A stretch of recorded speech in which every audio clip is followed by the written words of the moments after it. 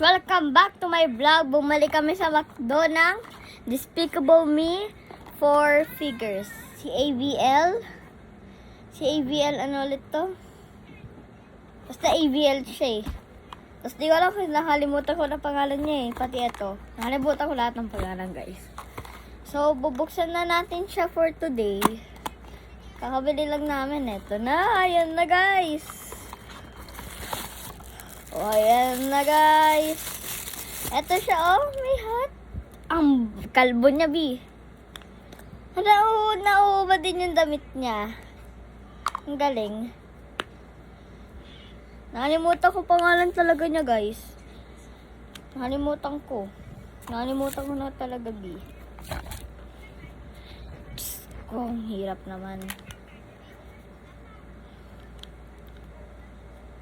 Hirap naman suotin sa kanya to guys. Ayan siya. Ayan siya guys oh.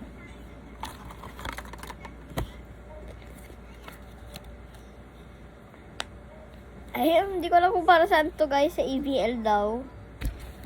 Kaling AVL. Hindi ko alam eh. Tapos ito naman si nakalimutan ko basta ano siya, buong banana. Ito na guys, bubuksan ko na. Napakahirap na buksan. Ayan, nabuksan ko na rin siya guys. Oh, ang laki ng ulo. Ayan siya guys. So, makita mo na sa labas dahil kasi transparent. Uy, ang ganda. Ang ganda niya. Ang ganda niya, Bi. Mukhang banana. Ayun o, mukha siyang banana guys. Mukha siyang banana. Itong dalawa na nabubuksan ko, si AVL naman. Tapos meron din siyang ganito, yung parang kanina lang pinakita ko sa inyo guys. Ito si galing AVL. Wait. Ano guys, so tignan nyo. Parang may code to. Ayun parang code to guys. Ito yung unang binuksan ko eh. 517715. Tapos meron pang isa. Buksan na natin. Malimutan ko ang pangalan niya. Ito lang.